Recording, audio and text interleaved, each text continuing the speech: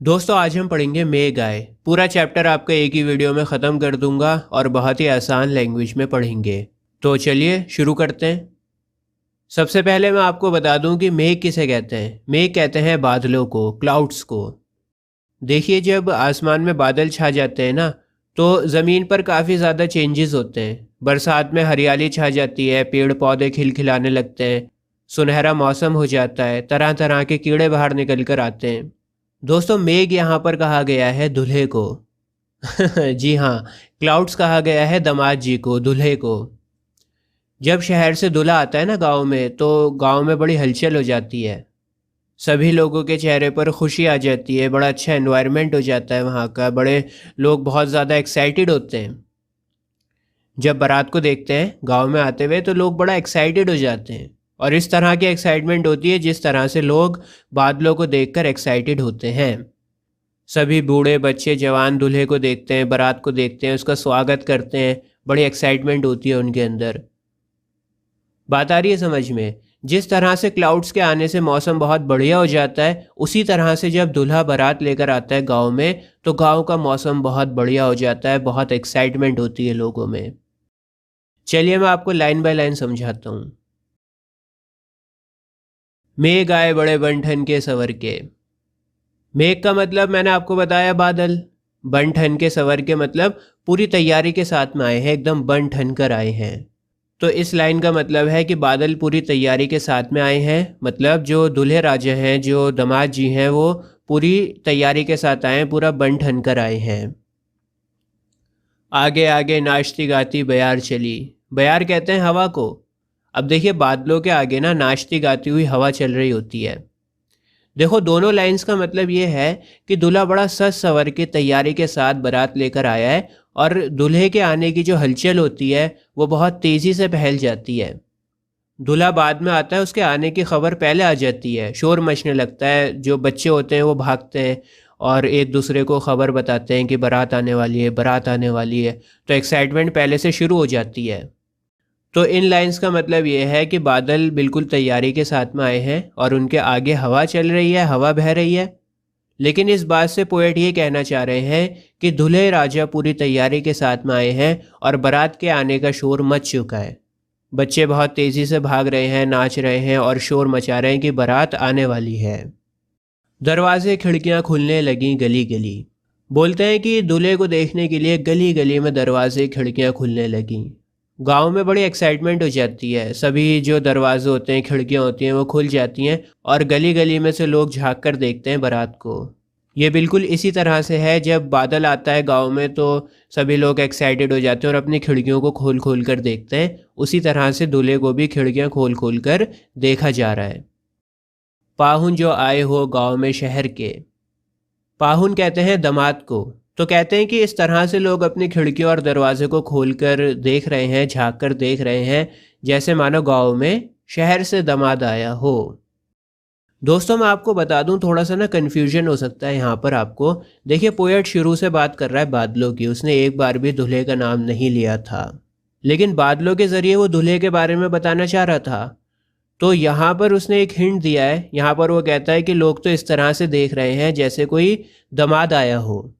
Actual में तो poet दामाद की ही बात कर रहा है, बादल का तो बस वो नाम ले रहा है। लेकिन यहाँ पर इस लाइन में उसने मेंशन भी कर दिया है कि लोग इस तरह से बाहर खिड़की दरवाज़ों से झांक कर देख रहे हैं जैसे कोई दामाद आया हो। मेघ आए बड़े बंठन के सवर के, ये लाइन दोबारा से रिपीट हुई है, जिसका मतलब ये है कि बादल बन ठन के सवर के आए हैं, माने दूल्हा बहुत बन ठन कर सवर कर आया है। तो दोस्तों इस पूरे स्ट्रैंजा में पोएट ने बताया है कि किस तरह से जब बरसातों के मौसम में बादल आते हैं तो गांव के लोगों में कितनी ज़्यादा एक्साइटमेंट हो जाती है। यहाँ पर पोएट ने दामाद को बादल बताया है, जैसे एक दामाद शहर से गांव में बारात लेकर आता है, जिस तरह से दामाद बड़ा बन ठन कर सज संवर कर अपने ससुराल में जाता है, बिल्कुल इसी तरह से बादल भी बड़ा बन ठन कर आए हैं। जिस तरह से दामाद के आने की खबर गांव के बच्चे आगे दौड़ दौड़ कर पूरे गांव में फैला देते हैं, बिल्कुल इसी तरह से बादलों के आगे चल रही हवाएं भी ये बता देती हैं कि बादल आने वाले हैं। और इसी वजह से गांव के सभी लोग अपनी खिड़कियां दरवाजे खोलकर बड़ी बेताबी से झांक कर देख रहे होते हैं। पेड़ झुक झांकने लगे, गर्दन उचकाए। देखिए, जब तेज़ हवाएं चलती हैं तो पेड़ झुक जाते हैं और फिर झुकने के बाद दोबारा से खड़े हो जाते हैं। जब हवा कम होती है तो दोबारा से खड़े हो जाते हैं। फिर हवा तेज़ चलती है तो दोबारा से झुक जाते हैं। फिर हवा थोड़ी देर के लिए बंद होती है तो दोबारा से खड़े हो जाते हैं। अब सीधा खड़े होने के लिए कहा गया है गर्दन उचकाए। गर्दन उचकाए मतलब पेड़ सीधा खड़ा हो गया। ठीक है, पेड़ झुकते हैं और फिर दोबारा से खड़े हो जाते हैं, गर्दन को उचका लेते हैं। तो पेड़ बार बार झुककर झांक रहे हैं। देखिए, जब गांव में बारात आती है ना तो बहुत सारे लोग होते हैं जो उचक उचक कर झांक रहे होते हैं। उचक उचक कर झांकते हैं, देखते हैं कि बारात कैसी है, दूल्हा कैसा है। सभी लोग बड़ा एक्साइटेड होते हैं, झांक झांक कर देख रहे होते हैं, उचक रहे होते हैं कि किसी तरह से हमें बारात दिख जाए। तो वही बात यहाँ पर बोल रहे हैं। आंधी चली, धूल भागी, घाघरा उठाए। दोस्तों, घाघरा इसे बोलते हैं। ज़्यादातर गांव की औरतें पहनती हैं इसे। तो पोएट कहते हैं कि आंधी चल रही है और आंधी चलने से ऐसा लग रहा है कि घाघरा उठाकर धूल भाग रही है। एक बात मुझे आप बताओ, जब लड़की घाघरा पहनी होती है तो वो कैसे भागेगी? घाघरा को उठाकर भागेगी। अगर घाघरा नहीं उठाएगी तो वो उसमें उलझ जाएगी, गिर जाएगी। तो यहाँ पर धूल को कह रहे हैं कि धूल घाघरा उठाकर भाग रही है। एक्चुअल मतलब इसका ये है कि बारात के साथ जो लड़कियाँ आती हैं ना, वो घाघरा पहनी हुई होती हैं, तो वो घाघरा उठाकर इधर से उधर भागती हैं। कभी इधर जा रही हैं, कभी इधर जा रही हैं, खूब भागती हैं, खेलती हैं। बाकी चितवन उठा, नदी ठिठकी, घूंघट सरके। चितवन का मतलब होता है किसी को प्यार की निगाह से देखना। ठिठकी का मतलब यहाँ पर है हेजिटेशन, थोड़ा झिझकाना, घबराना, शर्माना। अब देखिए, इस लाइन का मतलब ये है कि जब हवा चली ना तो नदी के पानी में भी कुछ चाल आई। ऐसा लगा कि नदी के पानी ने भी घूंघट को उठा लिया हो। मैं वीडियो दिखाता हूँ आपको, रुको। ये देखो नदी का पानी कैसे हट रहा है। यही बोलना चाह रहे हैं पोएट, जो मैं आपको दिखा रहा हूँ वीडियो में। कहते हैं कि जो नदी है ना वो बड़ा खुश हो गई है और हवा की वजह से उसके पानी में हलचल आ गई है, मानो उसका जो घूंघट है वो हट रहा हो। अब देखो, इसका मतलब क्या है। गांव में बहू भी होती है। अब बहू तो एकदम से बारात को नहीं देख सकती है जाकर, ठीक है, लेकिन मन तो उसका भी होता है देखने का बारात को, दूल्हे को। तो वो क्या करती है, बड़ा शर्मा के, हिचकिचा के, थोड़ा सा घूंघट सरका कर देखती है दामाद को। दूल्हे को बड़ी बड़ी आंखों से घूरती नहीं है, हल्का सा घूंघट हटाती है और तिरछी आंखों से बड़ा झिझक के साथ में दूल्हे को देखती है, क्योंकि उसका भी मन होता है बारात को देखने का। ठीक है, तो इस लाइन का यही मतलब है कि तिरछी निगाहों से बहू भी देखती है दामाद को। मेघ आए बड़े बन ठन के सवर के, रिपीटेड लाइन है। बादल बन ठन के आए हैं, माने दामाद साहब बड़े बन ठन के सवर के आए हैं। बूढ़े पीपल ने आगे बढ़कर जुहार की। जुहार का मतलब होता है प्रणाम करना, आगे झुककर नमस्ते करना। बूढ़े पीपल लिखा हुआ है यहाँ पर। देखिए, पीपल के पेड़ की उम्र बहुत बड़ी होती है, सालों तक जिंदा रहता है पीपल का पेड़, और इसी वजह से यहाँ पर इन्होंने लिखा है बूढ़े। माने जो घर के बड़े होते हैं ना, जो बूढ़े लोग होते हैं, उनको यहाँ पर कहा गया है। तो घर के बूढ़े बड़े लोग खड़े हुए हैं बारात का स्वागत करने के लिए। ठीक है, बड़े बूढ़े लोग खड़े हुए हैं बाहर बारात का स्वागत करने के लिए। बरस बाद सुधी लीन ही। देखिए, बरसात का मौसम 1 साल के बाद में आता है, तो कहते हैं कि दामाद जी भी 1 साल के बाद में आए हैं। बरसात 1 साल के बाद में आई है, मतलब दामाद जी भी 1 साल के बाद में आए हैं। बोली अकुकाई लता ओट को की वार के। पीपल के पेड़ के पास आपने देखा होगा कि पतली पतली लटाई लटकी होती है, बेलें लटकी होती हैं, और वो बेलें कहीं पर भी चढ़ जाती हैं। उन्हें जहाँ भी रास्ता मिलता है वहीं पर वो बन जाती हैं। तो दीवार पर चारों तरफ बेलें फैली हुई हैं, माने जो लड़कियां हैं ना, वो दरवाज़ा खिड़की थोड़ा थोड़ा खोलकर झांक कर देख रही हैं बारात को। ठीक है, दामाद जी को देख रही हैं लड़कियां, खिड़की दरवाज़ा थोड़ा थोड़ा खोल के। हरसाया ताल लाया पानी परात भर के। तालाब भी बहुत खुश हो गया बादलों को देखकर, और बादलों के पैर धोने के लिए पानी को लेकर आया। देखो, थाली भी गोल होती है और तालाब भी गोल होता है। तो जब यहाँ पर ये कहना चाह रहे हैं कि जब दामाद जी आते हैं घर पर, तो उनके पैर धोने के लिए थाली को लाया जाता है। इस लाइन का मतलब ये है कि बादलों के पैर धोने के लिए तालाब पानी लेकर आया।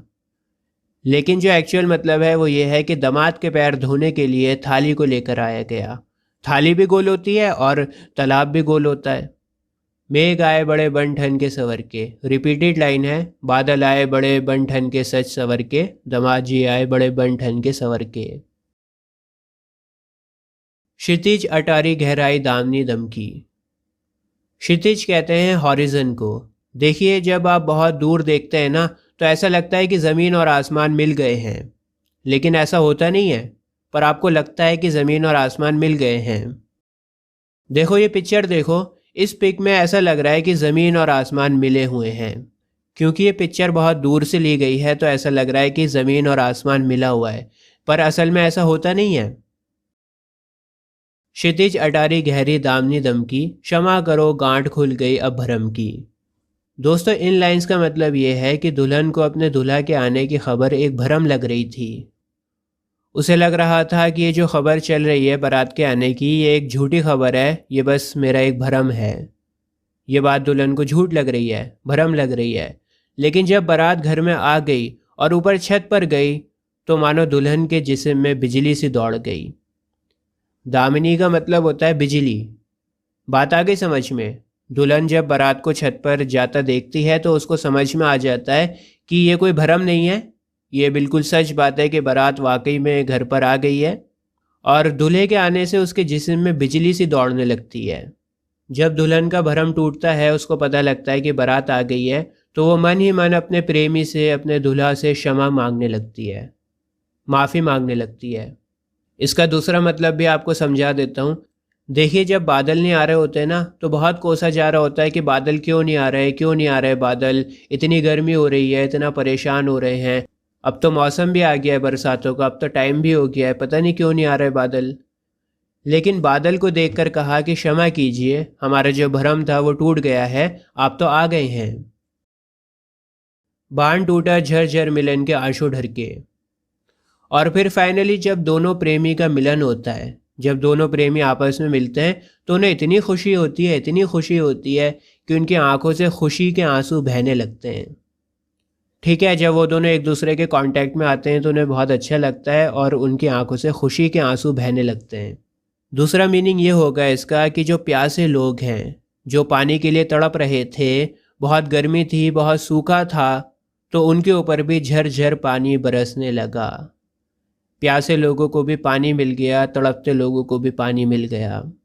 बहुत गर्मी थी, बहुत सूखा था, वहाँ पर पानी पड़ गया। मेघ आए बड़े बन ठन के सवर के, बादल बड़े बन ठन के आए, दामाद जी बड़े बन ठन के आए।